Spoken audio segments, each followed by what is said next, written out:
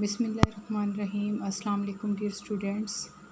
Today we are going to learn reading and translation of unit number 2 microorganism and book page number 24. Our today's topic is role of microorganisms as decomposers. Decomposers जो होते हैं वो होते हैं जो कि चीज़ों को गलाते हैं, मतलब ये कि उनको छोटे छोटे टुकड़ों में तकसीम कर देते हैं। तो जो माइक्रो ऑर्गेनिज़म्स हैं एज अ डीकम्पोज़र्स, इनका क्या रोल या किरदार है उसके बारे में हम जानेंगे।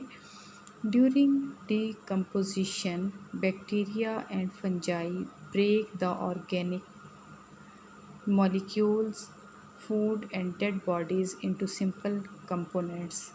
मतलब ये कि कंपोजिशन के अमल के दौरान बैक्टीरिया और फंजाई जो है ये क्या करते हैं कि ऑर्गेनिक मॉलिक्यूल्स को, खुराक को और डेड बॉडीज़ को ये सिंपल कंपोनेंट्स में तकसीम कर देते हैं या उनको छोटे छोटे टुकड़ों में तकसीम कर देते हैं। The organisms which decompositions are called decomposers, कि वो ऑर्गेनिज़म या वो जिसको डिकम्पोजिशन होती है उसको हम डिकम्पोज़र्स कहते हैं। The rate of decomposition increase with increase in temperature, कि जैसे जैसे जो है वो टेम्परेचर इंक्रीज़ होता है इसी तरह से जो कंपोजिशन का अमल है वो भी इंक्रीज़ हो जाता है। ह्यूमिडिटी एंड ऑक्सीजन, और इसके साथ साथ टेम्परेचर इंक्रीज़ होता है। ह्यूमिडिटी मतलब ये कि मौसम में हल्की सी जो नमी होती है, और ऑक्सीजन जो कि गैस है।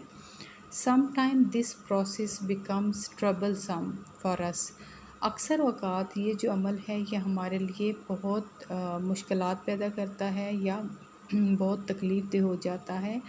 But this process is also very useful to us, लेकिन इसके साथ साथ ये जो अमल है ये हमारे लिए बहुत ज़्यादा मुफीद भी है। Useful effects of decomposition, decompositions के जो कारामद असरात हैं वो क्या हैं। By decomposition the complex matter present in the dead bodies of the plants and animals break into simple components, मतलब ये कि डिकम्पोजिशन के अमल से क्या होता है, जो कम्प्लेक्स मैटर होता है या जो पेचीदा चीज़ होती है जो कि डेड बॉडी के अंदर होती है, प्लांट्स की भी या फिर एनिमल की भी, वो उसको ब्रेक कर देता है सिंपल कंपोनेंट्स में। ड्यूरिंग दिस प्रोसेस, इस अमल के दौरान carbon dioxide and nitrogen gases are released back in the environment, कि ये जो अमल है डिकम्पोजिशन, इसमें कार्बन डाइऑक्साइड और जो नाइट्रोजन गैस है वो दोबारा से रिलीज़ होती है एनवायरनमेंट में या माहौल में। This the producers for example plants use these simple materials again to make their food.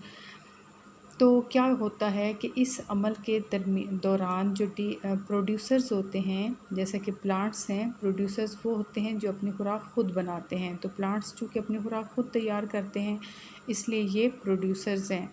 वो क्या करते हैं कि वो यूज़ करते हैं इस सादा मटीरियल को दोबारा से अपनी खुराक बनाने के लिए। In this way decomposers recycle the matter of abiotic and biotic components of the environment।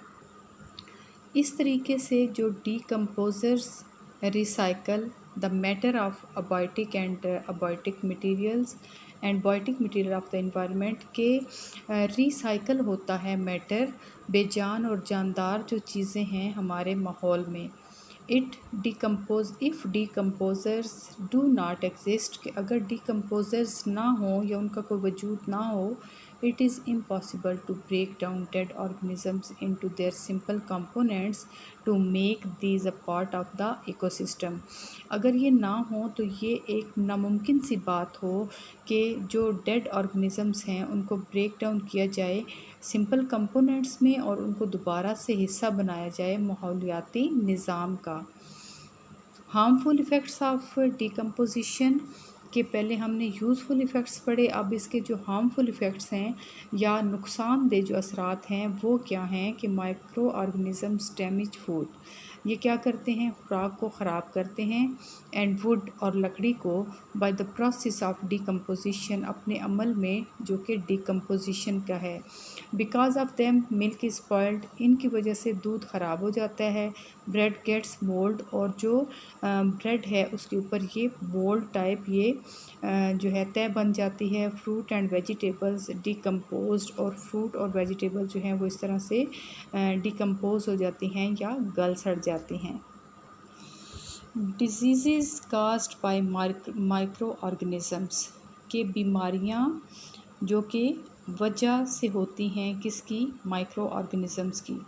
Many micro organisms are a cause of disease in plants and animals, कि बहुत से माइक्रो ऑर्गेनिज़म्स ऐसे हैं जो कि वजह बनते हैं बीमारियों की पौधों में और जानवरों में। The microorganisms that cause diseases in their host are called pathogens, कि वो ऑर्गेनिज़म्स जो कि वजह बनते हैं बीमारियों की अपने मेज़बानों में, उनको हम पैथोजेंस कहते हैं। The disease that occur due to them, और बीमारियां जो कि वाक़या होती हैं इनकी वजह से, आर कॉल्ड इन्फेक्शंस, उनको हम इन्फेक्शंस कहते हैं, आर इन्फेक्शियस डिजीज़, या फिर उनको इन्फेक्शियस डिजीज़ कहते हैं। The infectious disease can spread quickly from one organism to the other, और ये जो इन्फेक्शियस डिजीज़ होती हैं ये बहुत क्विकली, बहुत तेज़ी से स्प्रेड होती हैं या फैलती हैं एक ऑर्गेनिज़म से दूसरे में। डिजीज़ काज्ड बाय वायरसेस, वो डिजीज़ जो वायरस की वजह से फैलती हैं। Hepatitis, flu, polio, covid, micelles and mumps etcetera. Disease caused by bacteria, और ये वो बीमारियां हैं जो कि बैक्टीरिया से फैलती हैं, जैसे pneumonia, typhoid, cholera and tuberculosis. Disease caused by fungi, fungi की वजह से कौन सी बीमारियां होती हैं, ringworm, athlete's foot, smut and rust. Spread of infectious disease and transmission to humans, के फैलाव इन्फेक्शियस डिजीज़ या बीमारियों का और इनकी मुंतकिली इंसानों में। The five main ways for the transmission of infectious diseases are air, water, food, animals and direct contact, कि 5 जो इसकी मेन रास्ते या वजूहात हैं वो कौन कौन सी हैं, हवा, पानी, खुराक, जानवर, और डायरेक्ट जो इंट्रैक्शन होता है इंसानों का इंसानों से या इन बाकी चीज़ों से उसकी वजह से।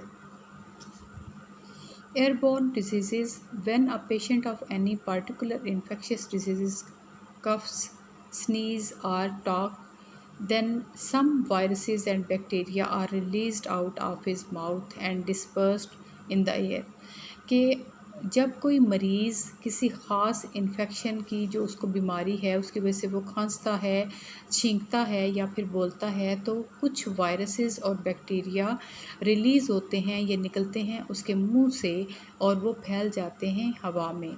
When a healthy person breathes in this air, the pathogens enter his body and he becomes sick. तो जब एक सेहतमंद बंदा उसी हवा में सांस लेता है तो ये जो बीमार करने वाला जो डिजीज़ हैं ये एंटर हो जाती हैं उसके जिस्म में और उसको बीमार कर देती हैं। Such infectious disease are called airborne, तो ऐसी डिजीज़ को हम एयरबॉर्न डिजीज़ कहते हैं, फॉर एग्जांपल कोविड-19, फ्लू एंड टीबी। नेक्स्ट है water borne disease, the pathogens of some disease are transmitted through water, के ट्रांसमिटेड का मतलब होता है मुंतकिल होना, और पैथोजेंस बीमार करने वाला, मतलब ये कि बीमारियों को जो है फैलाने वाला जो इसमें वायरस होता है, वो जब मुंतकिल होता है पानी में, सच डिजीज़ अगर, तो ऐसी बीमारियां जो हैं वो वाक़या होती हैं when someone uses polluted water for drinking और इन फूड, कि जब कोई आलूदा पानी इस्तेमाल करता है पीने के लिए या खुराक में, तो diarrhoea, typhoid and some disease of eyes and skin are water borne disease. तो फिर क्या होता है, जैसे डायरिया है या टाइफाइड है या फिर कुछ आँखों की और जल्दी बीमारियां जो हैं वो होती हैं, जिनको हम वाटर बॉर्न डिजीज़ कहते हैं।